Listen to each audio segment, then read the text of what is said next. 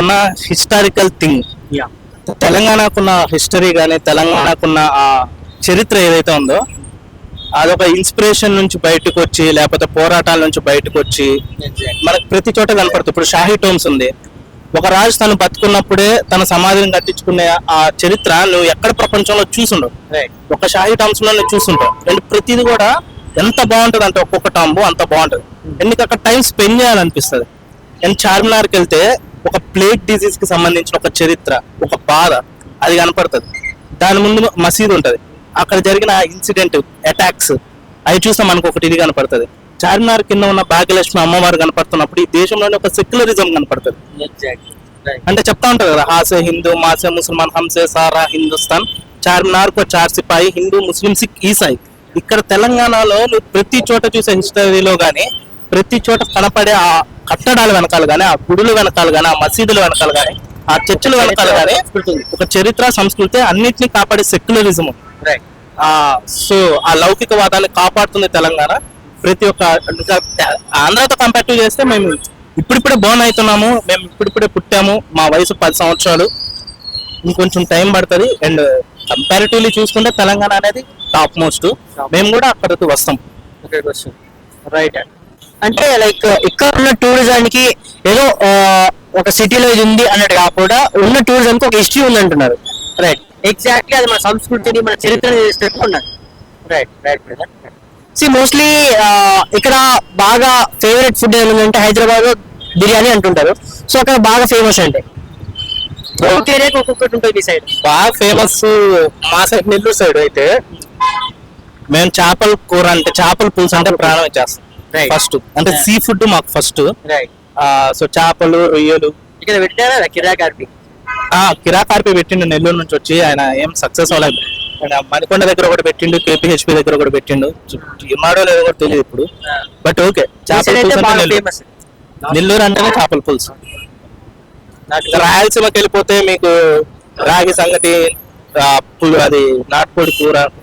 ఇంకొంచెం ముందుకెళ్తే అట్లా ఊరి ఊరికి ఒక్కొక్క సంస్కృతి ప్రతి చోట. ఇక్కడ కూడా మెదక్లో ఒక కల్చర్ ఉంటది, ఇంకో చోట ఇంకో కల్చర్ ఉంటది. అట్లా మాకు కూడా 3 జిల్లాలు ఉన్నాయి మొత్తానికి.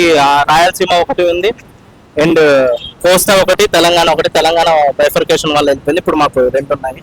రెండిట్లో కూడా ఎన్ని జిల్లాలు అయితే 13 జిల్లాలు 10 నుంచి 13 ఉన్నాయి. If I'm not wrong. అంటే ఒక్కొక్క జిల్లాకు ఒక్కొక్క సిగ్నిఫికెన్స్, ప్రతి ఒక్కొక్క దానికైతే ఒక ప్రత్యేకత ఉంది అంటారు. Right right brother. హైదరాబాద్ వచ్చేసరికి ఒకప్పుడు బాబు గారు ఉండడం వల్ల హైటెక్ సిటీలో ఉందంటున్నారు. ఇప్పుడు అక్కడ బాబు గారు అధికారంలో ఉన్నారు. సో ఇదే డెవలప్మెంట్ అనేది ఆంధ్రాలో ఉండబోతుందా? ఇప్పుడు ఎందుకంటే అక్కడ వాళ్ళు అధికారంలో ఉన్నారు. నేను ఒకప్పుడు ఎలా అనుకుంటున్నా అంటే బాబు గారి వల్లే హైదరాబాద్ అంటే చంద్రబాబు నాయుడు గారి వల్ల హైదరాబాద్ డెవలప్ అయింది అనేది మేము మాకున్న నాలెడ్జ్ పరిజ్ఞానంలో మేము నమ్మాం. కానీ తర్వాత తెలంగాణలో ఉన్న లెజెండరీ జర్నలిస్టులు అందరి వాళ్ళ ఇంటర్వ్యూస్ చూసిన తర్వాత మన పాసం యాదగిరి గారు కానివ్వండి, అట్లా ఇంకా 2-3 ఉన్నారు, పేర్లు గుర్తురావట్లేదు. వాళ్ళ ఇంటర్వ్యూలు చూసిన తర్వాత సమ్వాట్ హైదరాబాద్ కి డ్యామేజ్ చేసింది కూడా చంద్రబాబు అంటానికి సరైన ఎవిడెన్సెస్ ఉంటాయి. లైక్ నిజాం షుగర్ ఫ్యాక్టరీ ఒకటి ఉంది, అట్లా ఇంకా చాలా ఉన్నాయి. సో ఏపీ అయితే కరెక్ట్ మంచి చేతిలో ఉందని అనుకుంటున్నాం. చూద్దాం ఏమైతే. టైం డిసైడ్ చేసి. సో మీరు అన్నారు ఈరోజు హైదరాబాద్ లో హైటెక్ సిటీ ఉందంటే దానికి కారణం బాబు గారు ఎలాగో, కొన్ని వెనుకడు వేసినట్టు కూడా దానికి కారణం బాబు గారు అంటున్నారు.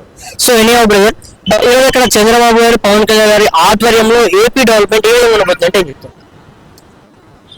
ఏం చెప్పలేని పరిస్థితి బ్రో. ఫస్ట్ మేము లాంగ్ టర్మ్ లో ఎవరికి గవర్నమెంట్ ఇవ్వట్లేదు.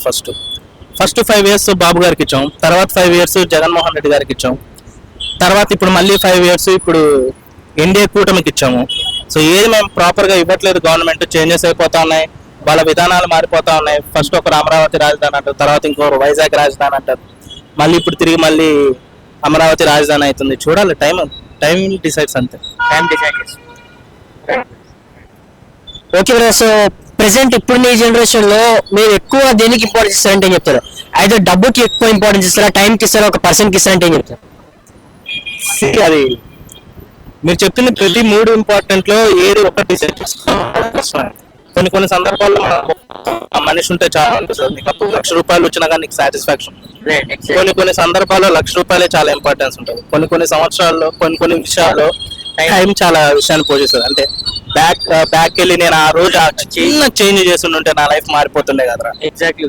సో అంటే సిచ్యువేషన్ కానీ ఇప్పుడున్న పీపుల్ ఎలా ఉన్నారంటే ఇక డబ్బే ప్రపంచం అనుకొని దేన్ని కూడా లెక్క చేయకుండా డబ్బు కోసమే ముందుకు వెళ్తున్నారు.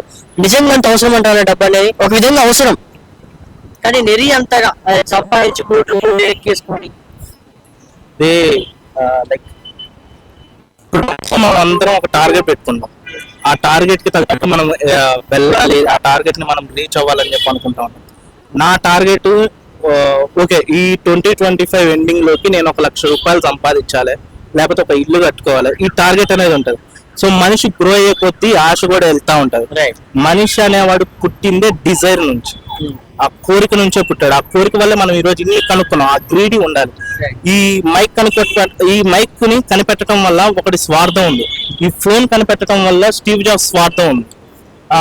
ఈ రోజు మనం ఆ రెస్టారెంట్ లేకపోతే ఇంకొకటి ఏదన్నా చూడు, ఒకటి స్వార్థం వల్ల ఈ రోజు మనం ఇంత హ్యాపీగా బతుకుతున్నాం. స్వార్థం మంచిదే, స్వార్థంగా ఉండండి. నిస్వార్థంగా ఉండటం కూడా మంచిదే, కానీ స్వార్థంగా ఉండే వాళ్ళని తిట్టడం తప్పు బ్రదర్. స్వార్థంగా ఉండాలి. స్వార్థంగా ఉండేవాడి వల్ల మనం ఈ రోజు ఇప్పుడు కియా వాడు కారు వదిలాడు. వాడు స్వార్థం ఏంటి అంటే నేను బెస్ట్ కార్ వదలాలి, నాకు సేల్స్ పెరగాలి. అండ్ వాడు అక్కడ మనకు ఒక మంచి కార్ ఇస్తున్నాడు.